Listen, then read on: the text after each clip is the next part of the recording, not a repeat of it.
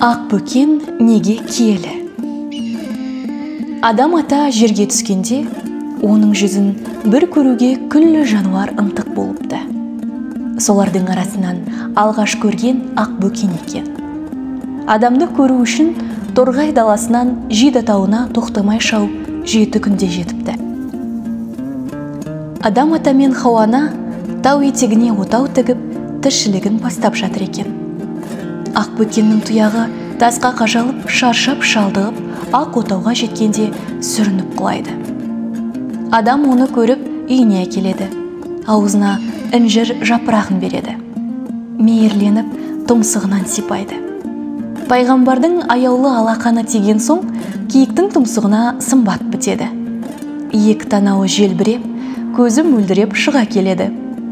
Жауырынын саусағымен тарағанда денесінен жұпар аңқиды. Тұяғына мүбәрак қолы тигенде қасиет дариды.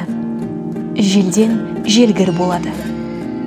Мүйізіне 1001 дертке ем болатын қасиет қонады. Пайғамбардың алақаны беліне тиіп еді, ол да құдіретке ие болады. Буаз кезінде елігінің жынысын қалауына сай өзгерсе алатын жануарға айналады.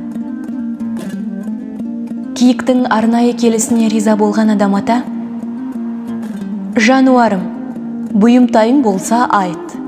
Тәңірден дұға тілеп, мұқтажыңды өтейін», дейді.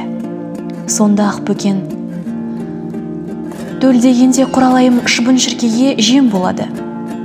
Одан қалса қасқыр шабады. Даланың шөбі төліме ауырлық етіп, қоң жинай алмай қалады. Осыған бір шара болса», дейді көзі мөлдіреп. Адам ата Жаппар хаққа киіктің арызын жеткізеді. Тілегі заматта қабыл болып, содан бастап Құданың құдіретімен киік төлдер кезде бетпақ далада шыбын шіркейді шығартпас суық тұрады екен. Бұл құралайдың салқыны деп аталады. Сол мезгілде қасқырдың да киікке деген тәбеті тыйылады. Құралайлар көшке ілескенше оған жақындай алмайды екен. Жас киікке арнап даладан түйе табан деген шөп шығады.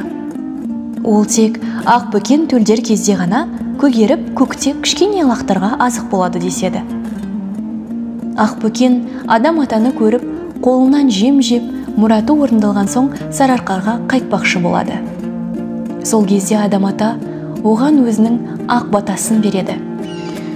Осыдан соң киікке кие бітіп, қасиетті түс тағысы саналыпты. Оны нақақ өлтірген қаскөй Адам атаның қарғысына ұшырайды деген түсінік бар. Киіктің де киесі бар, пайғамбардай иесі бар деген сөз осыдан қалыпты.